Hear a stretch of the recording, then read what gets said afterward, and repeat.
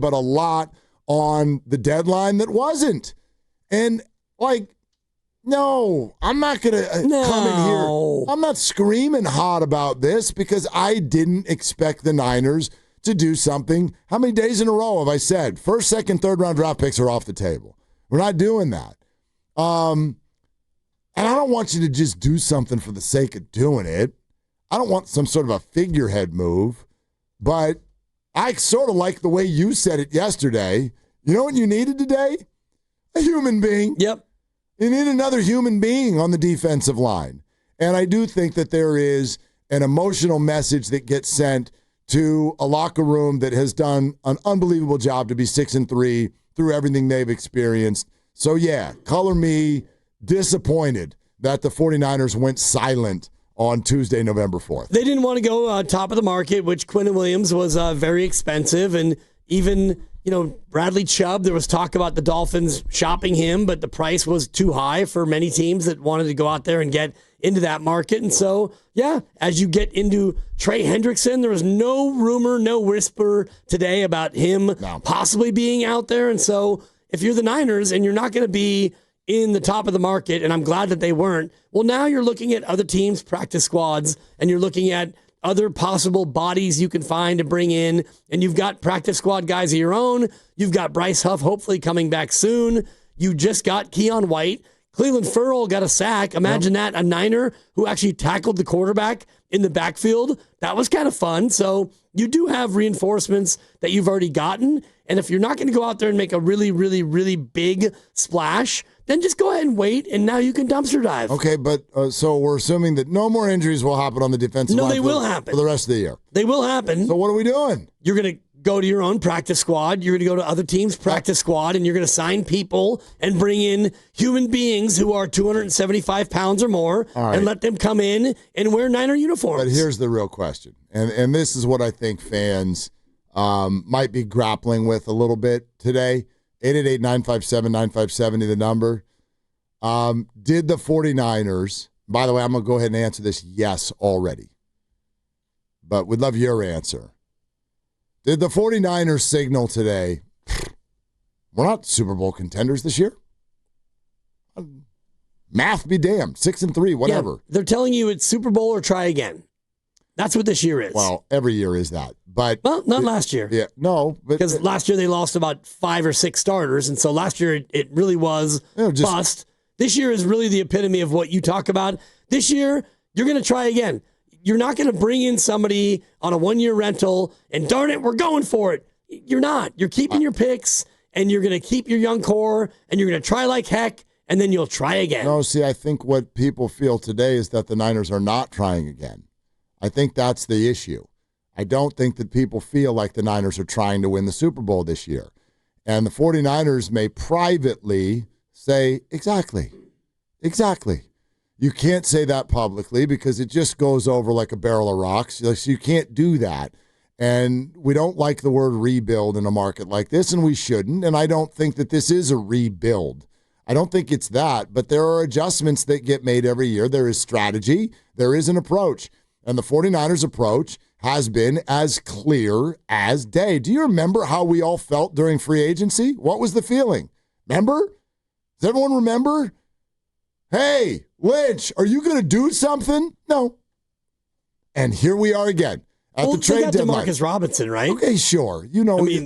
Great. They got Demarcus Robinson. They got Sky Moore. Apparently, they've got their 8th and 9th receivers. Yep. Okay, great. Don't forget about Luke Farrell. Thank you. The feeling over free agency was, I can't believe how quiet the Niners have been.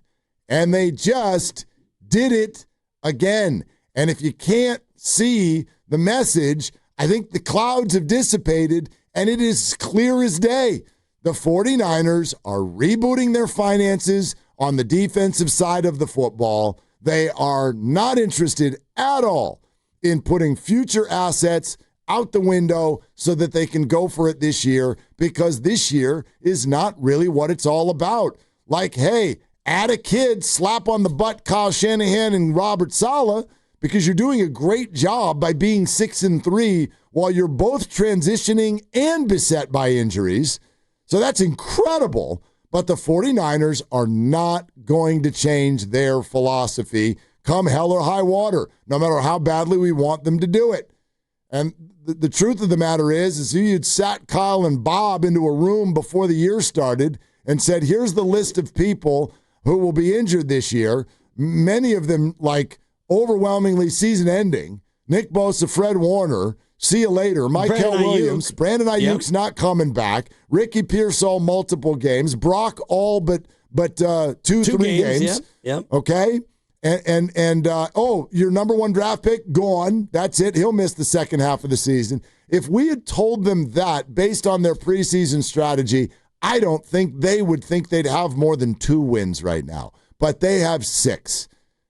And that has not compelled them to change their strategy. And it's because of what you talk about, that's hard process versus results. And it's hard for fans. It's hard for fans, but at the same time, if you really think that any of these additions would have changed their fortunes, like let's say you got the Quincy Williams deal. You got Quincy Williams, which means you would have had to trade Kalia Davis and a first and a second. You get Quincy Williams. Okay, now we're going to be Super Bowl? No, you have 3 or 4 other holes, and that's what I've been thinking about this whole time. You're not a team that is one player away. You look at Indy. Indy lost Mooney Ward to a concussion in like pre-season, not preseason, but pregame. Pregame, yeah. The weirdest thing ever. And they're like, whoa, we're really good. We need a corner. So you go out and you get Sauce. Is he not coming back? What kind of concussion is this for Charvarius Ward? He's on IR. So okay. I don't know how long he'll be out. Yeah, He's had of these multiple guys, concussions, but it was so bad that they had to put him on the list. And so they need a corner.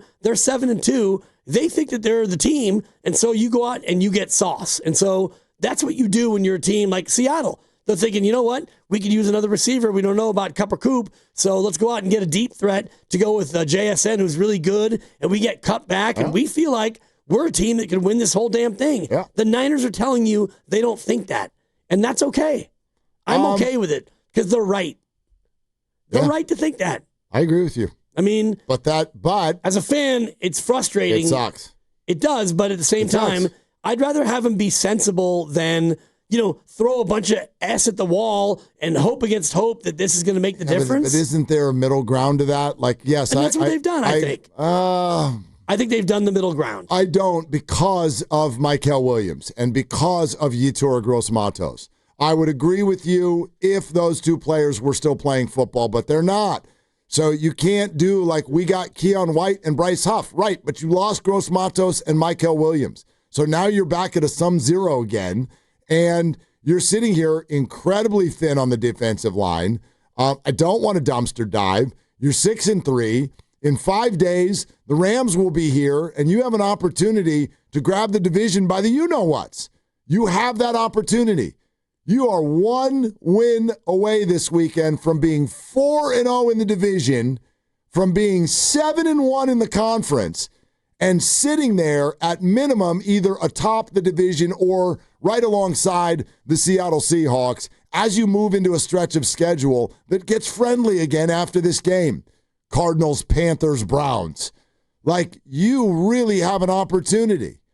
But the team doesn't really think so. Again, I get it. I would have loved a middle ground. That's all I'm saying. You've got to give these guys something. Tell me that Trent Williams is like, yeah, we're building for next year. I wonder how that sits with Christian McCaffrey, who's got 500 touches already. You know what I mean?